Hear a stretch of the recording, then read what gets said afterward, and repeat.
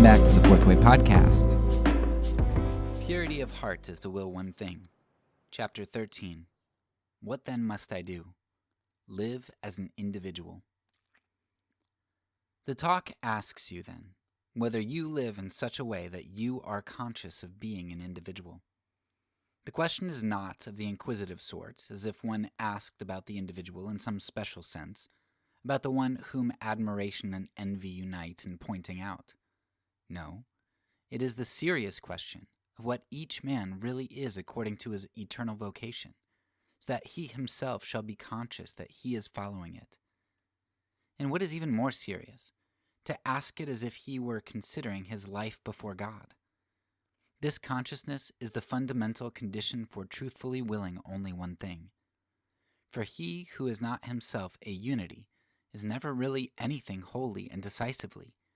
He only exists in an external sense, as long as he lives as a numeral within the crowd, a fraction within the earthly conglomeration. Alas, how indeed should such a one decide to busy himself with the thought, truthfully to will only one thing? Indeed, it is precisely this consciousness that must be asked for. Just as if the talk could not ask in generalities, but rather asks you as an individual. Or better still, my listener, if you would ask yourself whether you have this consciousness, whether you are actively contemplating the occasion of this talk. For in the outside world, the crowd is busy making a noise. The one makes a noise because he heads the crowd, the many because they are members of the crowd. But the all-knowing one, who in spite of anyone is able to observe it all, does not desire the crowd. He desires the individual. He will deal only with the individual, quite unconcerned as to whether the individual be of high or low station, whether he be distinguished or wretched. Each man himself, as an individual, should render his account to God. No third person dares venture to intrude upon this accounting between God and the individual. Yet the talk, by putting its question, dares and ought to dare to remind man, in a way never to be forgotten, that the most ruinous evasion of all is to be hidden in the crowd in an attempt to escape God's supervision of him as an individual, in an attempt to get away from hearing God's voice as an individual. Long ago, Adam attempted this same thing, when his evil conscience led him to imagine that he could hide himself among the trees. It may even be easier and more convenient, and more cowardly to hide oneself among the crowd in the hope that God should not be able to recognize one from the other. But in eternity, each shall render account as an individual. That is, eternity will demand of him that he shall have lived as an individual. Eternity will draw out before his consciousness all that he has done as an individual. He who had forgotten himself in noisy self-conceit. In eternity, he shall be brought to account strictly as an individual, he who intended to be in the crowd where there should be no such strict reckoning. Each one shall render account to God as an individual. The king shall render account as an individual, and the most wretched beggar as an individual. No one may pride himself at being more than an individual, and no one despondently think that he is not an individual, perhaps because here in earth's busyness he had not as much as a name, but was named after a number.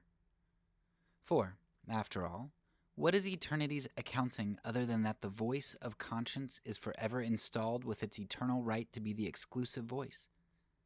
What is it other than that throughout eternity an infinite stillness reigns wherein the conscience may talk with the individual about what he, as an individual, of what he has done of good or of evil, and about the fact that during his life he did not wish to be an individual? What is it other than that within eternity there is infinite space, so that each person, as an individual, is apart with his conscience? For in eternity there is no mob pressure, no crowd, no hiding place in the crowd, as little as there are riots or street fights. Here in the temporal order, conscience is prepared to make each person into an individual. But here in the temporal order, in the unrest, in the noise, in the pressure of the mob, in the crowd, in the primeval forest of evasion, alas, it is true, the calamity still happens that someone completely stifles the voice of his conscience, for he can never rid himself of it. It continues to belong to him, or more accurately, he continues to belong to it. Yet we are not now talking about this calamity, for even among the better persons it happens all too readily that the voice of conscience becomes merely one voice among many. Then it follows so easily that the isolated voice of conscience, as generally happens to a solitary one, becomes overruled by the majority. But in eternity, conscience is the only voice that is heard. It must be heard by the individual, for the individual has become the eternal echo of this voice. It must be heard. There is no place to flee from it. For in the infinite, there is no place. The individual is himself the place. It must be heard. In vain the individual looks about for the crowd. Alas, it is as if there were a world between him and the nearest individual, whose conscience is also speaking to him about what he as an individual has spoken and done and thought of good and of evil. Do you now live so that you are conscious of yourself as an individual? That in each of your relations in which you come into touch with the outside world, you are conscious of yourself, and that at the same time, you are related to yourself as an individual? Even in these relations, which we men so beautifully style the most intimate of all, do you remember that you have a still more intimate relation, namely, that in which you as an individual are related to yourself before God? If you are bound to another human being by the holy bond of matrimony, do you consider in this intimate relation that still more intimate relation in which you as an individual are related to yourself before God? The talk does not ask you whether you now love your wife. It hopes so, nor whether she is the apple of your eye and the desire of your heart. It wishes you this. It does not ask what you have done to make your wife happy, about how you both have arranged your household life, about what good advice you have been able to get from others, or what harmful influence others have had upon you.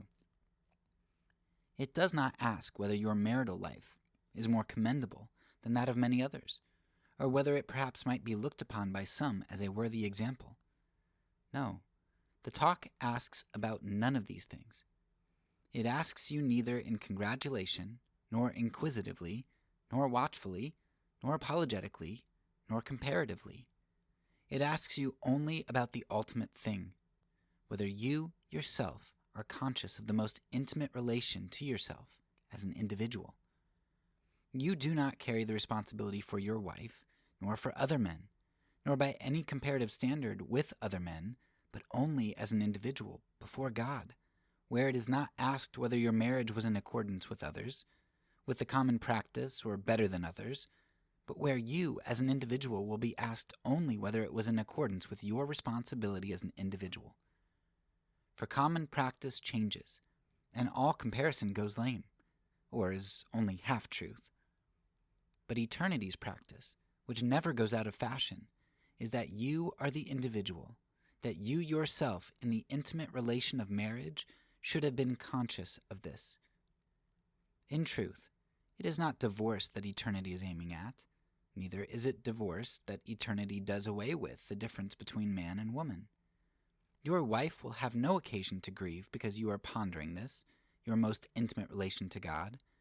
And should she be so foolish as to desire for herself only that which is earthly, or even foolish enough to desire as well to draw you down to the earthly, yet a woman's folly shall certainly not be able to change the law of eternity. In eternity, it will not be asked whether your wife seduced you. Eternity will talk with her about that. But simply, as an individual, you will be asked whether you allowed yourself to be seduced. If your marriage is so blessed that you see a family growing up around you, may you be conscious that while you have an intimate relation to your children, you have a still more intimate relation to yourself as an individual. You share the responsibility with your wife, and hence eternity will also ask her as an individual about her share of the responsibility. For in eternity there is not a single complication that is able to make the accounting difficult and evasion easy. Eternity does not ask concerning how far you brought up your children in the way that you saw others do it, It simply asks you, as an individual, how you brought up your children. It does not talk with you in the manner that you would talk with a friend in confidence, for alas, even this confidence can all too easily accustom you to evasions. For even the most trustworthy friend still speaks as a third person, and by much of such confidence, one easily gets used to speaking of himself as if he were a third person. But in eternity, you are the individual, and conscience, when it talks with you, is no third person, any more than you are a third person when you talk with conscience. For you and conscience are one. It knows all that you know, and it knows that you know it. With respect to your children's upbringing, you can weigh various matters with your wife or your friends, but how you act and the responsibility for it is finally wholly and solely yours as an individual. And if you fail to act, hiding from yourself and from others behind a screen of deliberation, you bring down the responsibility solely upon yourself as an individual. Yes, in the temporal order, where in all directions both this and that are asked about in the manifold complex complications of their reciprocal action, there one may rightly enough believe that it was a fantasy of the imagination, a chimera, that each one among the countless millions of people should be convinced accurately down to the last trifle of what his life consisted. But in eternity, this is possible, because each becomes an individual, and this applies to every relation in your life. If you do not live in some out-of-the-way place in the world, if you live in a populous city, and you direct your attention outwards, sympathetically engrossing yourself in the people and in what is going on, do you remember each time you throw yourself in this way into the world around you, that in this relation you relate yourself to yourself as an individual with eternal responsibility? Or do you press yourself into the crowd, where the one excuses himself with the others, where at one moment there are, so to speak, many, and where in the next moment, each time that the talk touches upon responsibility, there is no one? Do you judge like the crowd in its capacity as a crowd? You are not obliged to have an opinion about what you do not understand. No, on the contrary, you are eternally excused from that. But you are eternally responsible as an individual to render an account for your opinion and for your judgment. And in eternity, you will not be asked inquisitively and professionally, as though by a newspaper reporter, whether there were many that had the same wrong opinion. You will be asked only whether you have held it, whether you have spoiled your soul by joining in the frivolous and thoughtless judging, because the many judge thoughtlessly. You will be asked only whether you may not have ruined the best within you by joining the crowd in its defiance, thinking that you were many, and therefore you had the prerogative, because you were many, that is, because you were many who were wrong. In eternity, it will be asked whether you may not have damaged a good thing, in order that you also might judge with them that did not know how to judge, but who possessed the crowd's strength, which in the temporal sense is significant, but to which eternity is wholly different. You see, in the temporal order, a man counts and says, one more or less, it makes no difference, and he applies this even to himself. In the temporal order, a man counts and says, 1 over against 100, after all, what can come of that? So he grows cowardly in the face of number. And numbers are usually false. Truth is content to be a unity. But a man wins something by this cowardly indulgence. He does not win a bed in the hospital. No, but he wins the amazing thing of becoming the strongest of all, because the crowd is always the strongest. Eternity, on the other hand, never counts. The individual is always only one, and conscience, in its meticulous way, concerns itself with the individual. In eternity, you will look in vain for the crowd. You will listen in vain to find whether you cannot hear where the noise and gathering is, so that you may run to it. In eternity, you, too, will be forsaken by the crowd, and this is terrifying.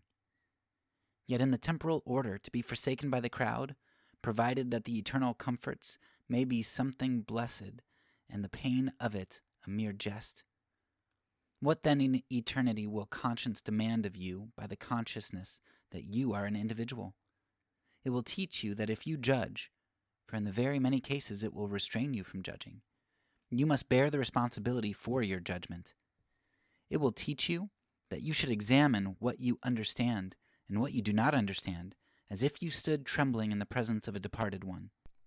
It wishes to frighten you from resorting to the brilliant flights into wretchedness to which you are often subject. For many fools do not make a wise man, and the crowd is doubtful recommendation for the cause. Yes, the larger the crowd, the more probable that which it praises is folly, and the more improbable that it is truth, and the most improbable of all that it is any eternal truth. For in eternity, crowds simply do not exist. The truth is not such that it at once pleases the frivolous crowd, and at bottom it never does. To such a multitude the truth must appear as simply absurd. But the man who, conscious of himself as an individual, judges with eternal responsibility, he is slow to pass judgment upon the unusual. For it is possible that it is falsehood and deceit and illusion and vanity, but it is also possible that it is true. He remembers the word of the simple sage of ancient times, this, that a man's eye cannot see by the light by which the majority see, could be because he is used to darkness. But it could also be because he is used to a still clearer light, and when this is so, it is no laughing matter. No, it is no laughing matter, but it is laughable, or it is pitiable, that the frivolous one laugh at a man because he is wiser or better than they. For even laughter calls for a reasonable ground, and when this is absent, the laughter becomes the very thing that is laughable.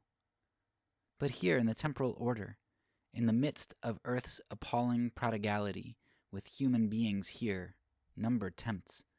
It tempts a man to count himself in with the crowd.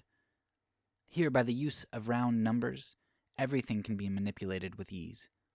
Yes, here in the temporal order, it is possible that no individual can ever succeed, even if it were true that he sincerely willed the good in dispersing the crowd. But eternity can do it. Eternity seizes each one by the strong arm of conscience, holding him as an individual. Eternity sets him apart with his conscience. Woe unto him if he is left to this judge alone. For in that case, eternity will set him apart with his conscience in that place where there is pressure, to be sure, but not as in the temporal order, where the pressure is the excuse, yes, the victory. No. Eternity places him where to be under pressure is to be alone, stripped of every excuse, to be alone and to be lost. The royal psalm singer says that, while the heathen clamor, God sits in his heaven and laughs at them. I dare not believe this. It would seem to be preferable to say that, while the crowd clamors and shouts and triumphs and celebrates, while one individual after another hastens to the place of tumult, where it is good to be if one is in search of oblivion and indulgence from that which is eternal, while at the same time the crowd shouts mockingly at God, "Yes, now, see whether you can get hold of us." Yet since it is difficult in the rush of the crowd to distinguish the individual, difficult to see the single tree when one is looking at the wood, the sober countenance of eternity quietly waits.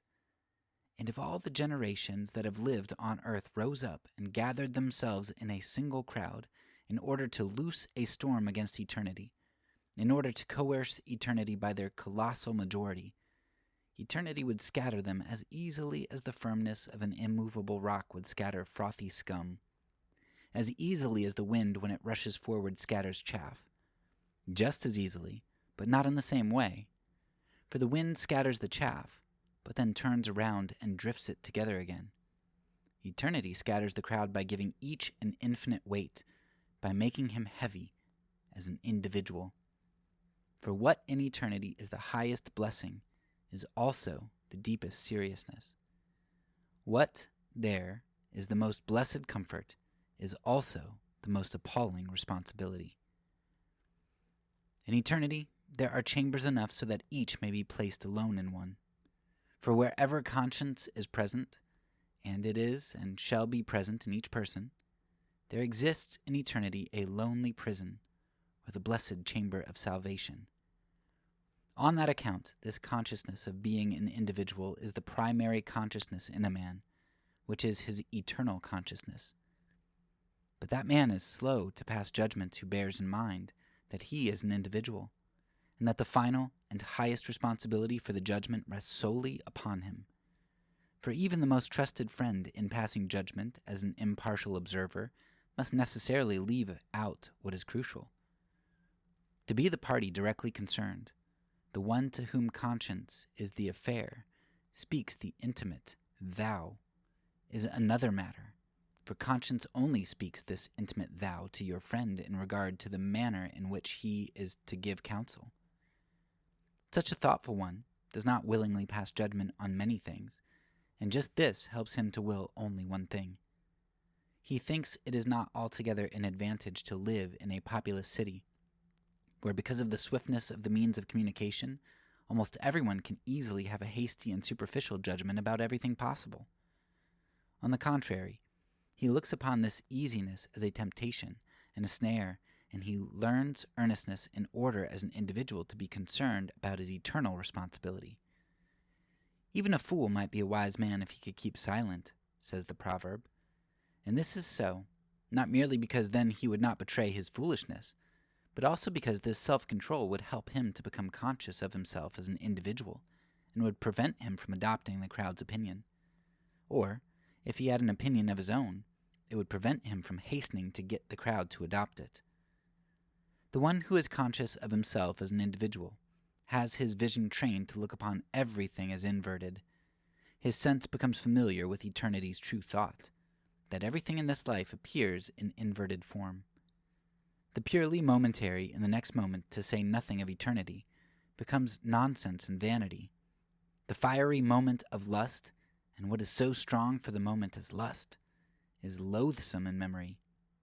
The fiery moment of anger, revenge, and passion, whose gratification seems an irresistible impulse, is horrible to remember. For the angry one, the vengeful one, the passionate one, thinks in the moment of passion that he revenges himself. But in the moment of remembrance, when the act of revenge comes back to him, he loathes himself, for he sees that precisely in the moment of revenge, he lost himself. The purely momentary seems to be profitable, yet in the next moment its deception becomes apparent and, eternally understood, calls for repentance.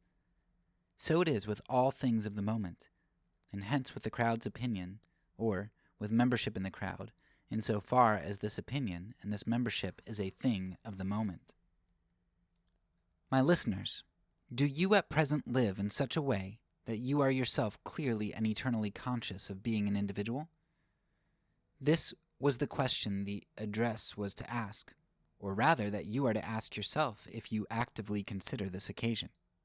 The talk should not tell you only that which will disturb you, even though many are of the conviction that a man ought ever to live in such an aroused state of consciousness, nor is it concerned about how many or how few hold that conviction. The speaker will not attempt to win you to this conviction, even if he does, as a rule, hold it himself. He does not wish to force it upon you any more than you would desire to force it upon him if you were of this conviction. For the exalted earnestness of the eternal wishes neither the commendation of the majority nor the commendation of eloquence. One thing alone the talk does not dare to promise you, nor does it wish to insult you. It does not dare to promise you earthly gain if you enter upon and in dedication persevere in this conviction. On the contrary, if persevered in, it will make your life more taxing, and frequently perhaps wearisome. If persevered in, it may make you the target of others' ridicule, not to mention even greater sacrifices that perseverance might choose to require of you. Of course, the ridicule does not distract you if you continue to persist in your conviction. Ridicule will even be a help to you, in the sense that it is a further proof to you that you are on the right path. For the judgment of the crowd has its significance. One should not remain proudly ignorant of it. No, one should be attentive to it.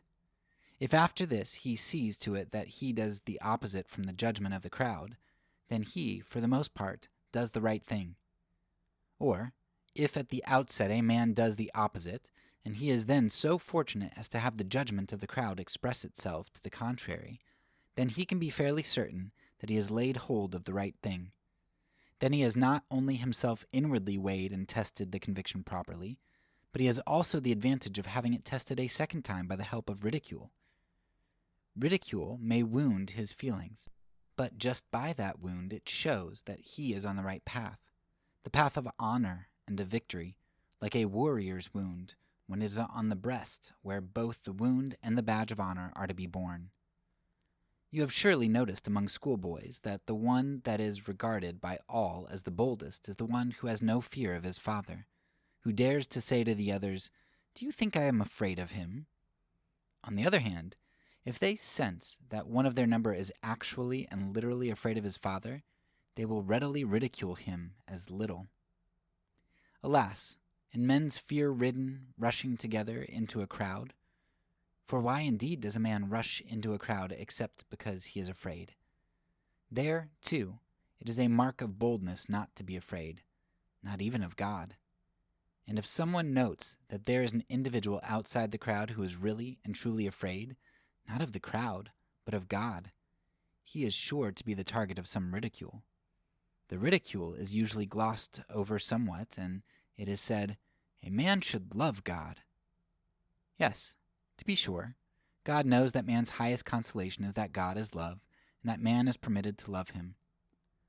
But let us not become too forward and foolishly, yes, blasphemously, dismiss the tradition of our fathers, established by God himself, that really and truly a man should fear God. This fear is known to the man who is himself conscious of being an individual, and thereby is conscious of his eternal responsibility before God. For he knows that even if he could, with the help of evasions and excuses, get on well in this life, and even if he could by this shady path have gained the whole world, yet there is still a place in the next world where there is no more evasion than there is shade in the scorching desert. The talk will not go into this further. It will only ask you again and again, do you now live so that you are conscious of being an individual, and thereby that you are conscious of your eternal responsibility before God? Do you live in such a way that this consciousness is able to secure the time and quiet and liberty of action to penetrate every relation of your life?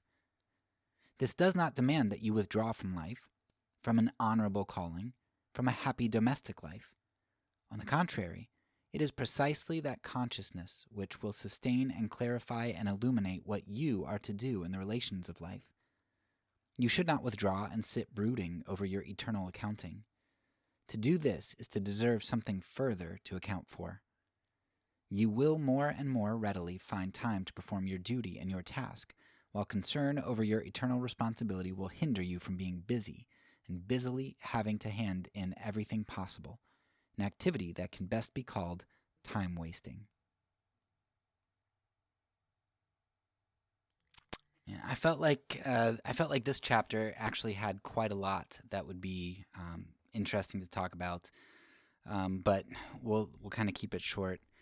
I think the reason I wanted to highlight so many different things in this chapter is because, again, it's one of these that I think highlights the idea of consequentialism so thoroughly.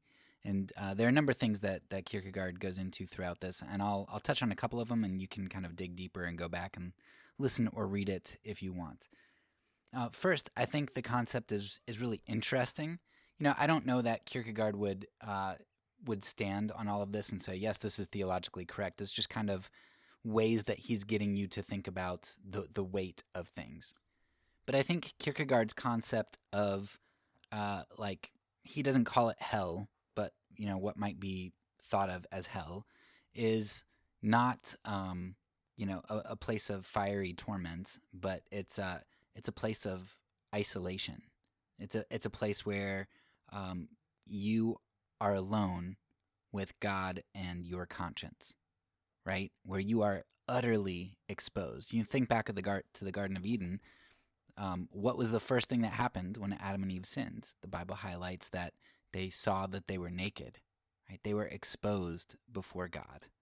And who knows how metaphorical and literal and face value all that stuff is. But the point is that sin exposes oneself to others, right? The curses in the garden were that nothing worked right anymore. Human to human relationships, human to God relationships, human to nature relationships, they just they didn't work for each other anymore. Everybody kind of turned to doing things that harmed others, and so to be alone before God is to be naked, is to be bare before Him. And so Kierkegaard pictures people who have not willed one thing as going up to be in the presence of God, and them being isolated apart from the crowd. Because this thing that Kierkegaard keeps railing against is the crowd, the multitude of people. And he talks about how their voices are very loud, their voices are numerous, but eternity does not care about numbers, right? It cares about unity. And the crowd, it might mimic some of these things, right? It mimics power. But Kierkegaard says that eternity can disperse all of that. It has enough rooms to put everybody in their own individual room so that they can individually be laid bare before God and their own consciences.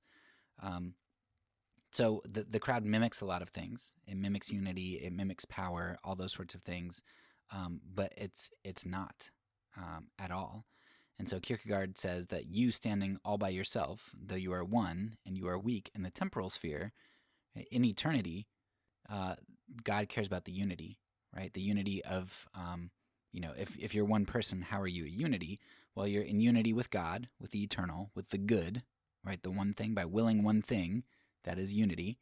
But then it's also unity with yourself, right? Unity with your conscience and the nature that God created you to have, made you in the image of God. It is continuity, it is unity between you and yourself, right? You and your conscience. And so for Kierkegaard, that is what is true. And this whole time he's been arguing that this is purity of heart, to will one thing, to be a unity. The other aspect of this chapter that I liked was Kierkegaard's honesty in relation to, what this courage gets you. And because that's what he says. He says the crowd is weakness, the crowd is timidity, the crowd is fear. Like, people go to the crowd because of fear. I mean, so much of this hit on not only my season on consequentialism, but especially when Kierkegaard talks about the crowd, a lot of that goes back to my season on propaganda. Fear is a huge aspect of propaganda. Fear and groupthink, right? Getting people to think that they need a savior because there's some evil, there's some threat to them, and then offering to be the savior, but to be the savior, you consolidate your group, right? The propaganda consolidates people into groups and polarizes them. I mean, that's what polarization is. You've got two competing groups, two poles. So Kierkegaard, it hits on two of our what I think are the most central seasons to understanding a lot of stuff, like where violence comes from, where a lot of the bad stuff that we talk about throughout this podcast, where a lot of that stuff comes from. The consequentialist moral ethic, which comes from being propagandized or being crowdized, right? Becoming a part of the crowd. And so Kierkegaard highlights that very well, and then he tells you straight up. He's like, doing the right thing, doing the good thing, that's what actually takes courage, right? Because what are you going to get from that? In the temporal sphere, you're going to get ridicule. That's the thing that Kierkegaard guarantees you for having purity of heart. The thing that he's advocating for you to get, he is telling you its byproduct in the temporal sphere, in this current life, it is going to be ridicule. And that's partly how you know you're on the right track. Of course, we could talk about that because there are conspiracy theorists and all kinds of people who get ridiculed, flat earthers, that kind of stuff. And of course, sometimes ridicule is warranted, but that's a totally different discussion. But speaking of that, I'm currently reading a book right now which goes so hand in hand with Kierkegaard. It's called How to Be Unlucky. Fantastic book that talks about a lot of the same things, virtue creation, which essentially would be this idea of purity of heart, right? Pursuing the good. But in there, I actually just read last night this part where he's talking about kind of how it's really stupid that people always, Proverbs and wisdom speak in particulars using generalities. And what people always try to do is they're like, oh, well, I know this one example, and it defeats that, that wisdom because the example he uses in the book is there's driving drunk is bad. And some guy says, well, no, it's not bad. Like one time my cousin, she was going into labor, but the umbilical cord was tied around the baby's neck, and the closest hospital was 30 minutes away. It would have taken the ambulance too long to get there, but my uncle had just finished his half of a bottle of gin and or cognac, and now he ended up driving her drunk to the hospital, and the doctor said if it would have been 5 more minutes, the baby would have died. And the author's like, that's just dumb, right? It's dumb. You can't do that. And he goes into discussing kind of what Kierkegaard is doing, right? The person who wants to be evasive, you can become part of a crowd, or you can try to do these one-offs that are going to dismiss the things that Kierkegaard says, rather than see the wisdom that Kierkegaard is offering for you. So anyway, that's a long-winded way to say another great book to read that's much more digestible than Kierkegaard, but also that using these one-off examples aren't going to be good at dismissing what Kierkegaard says. What he says, that ridicule oftentimes goes, is an indication of being on the right track, I think stands, and it's something that you are guaranteed to have if you do the right thing. And I mean, all that makes sense, right? I mean, I think it makes sense that doing the wrong thing and being a part of the crowd is easy and is going to be the most immediately rewarding, seemingly rewarding, right? You can get the most immediate benefits, temporal benefits right there. And so if somebody is outside of the crowd speaking against that, that's going to be very threatening. And if you have numbers on your side, then what flows forth from that other than ridicule and violence? And so a lot of the ridicule and violence that comes from crowds. And crowds are not the place you should be if you have purity of heart. And it might not be too comforting to think about that now, that you are going to earn ridicule and potentially violence against you. But Kierkegaard would have you think of eternity, right? Like you are going to stand alone with your conscience, bare before God, and you're not going to answer for the crowd, right? I was deceived. No, you're going to answer for yourself, right? You make the choice. And so you will answer only for you, not for your children, not for your wife or your husband. You will answer for you. So, and I know that some people might be dismissive of that too and thinking, oh, well, that's so, he's so focused on the future, like where's my earthly hope and all that stuff. And read more of Kierkegaard's works, but also I'd recommend How to Be Unlucky, and he references Boethius a lot in that too, The Consolation of Philosophy. And those are some great works to go along with this right here. Because especially in those works, I think you get more of a, like, why you ought to do this now, why pursuing the good and having purity of heart is good now, even if you don't feel like it reaps you, even if you feel like it would be dismissive to reap eternal rewards, like, how is it good for you now? So, anyway, we've got, I think, 2 more chapters to go in purity of heart. That's all for now. So peace, and because I'm a pacifist, when I say it, I mean it.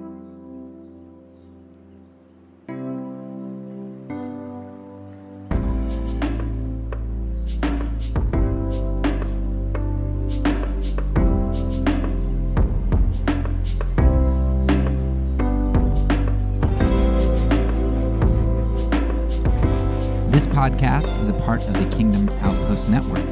Please check out the links below to find other great podcasts and content related to nonviolence and kingdom living.